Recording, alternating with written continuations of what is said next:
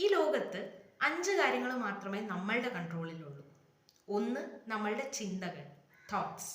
2 നമ്മളുടെ വാക്കുകൾ, വേർഡ്സ്. 3 നമ്മളുടെ പ്രവൃത്തികൾ, ആക്ഷൻസ്. 4 നമ്മൾക്ക് നമ്മളെ പറ്റിയുള്ള ധാരണ, സെൽഫ് അവയർനെസ്.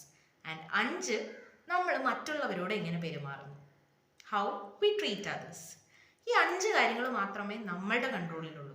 ബാക്കിയുള്ള എല്ലാ കാര്യങ്ങളും, പണ്ട് നടന്ന സംഭവങ്ങളായിക്കോട്ടെ, ഇനി നടക്കാൻ പോകുന്ന സംഭവങ്ങളായിക്കോട്ടെ, മറ്റുള്ളവർ നമ്മളെ എങ്ങനെ കാണുന്നു എന്നുള്ളതായിക്കോട്ടെ, ഇതെല്ലാം ഈ 5 കാര്യങ്ങൾക്ക് പുറമേ ഉള്ളതാണ്.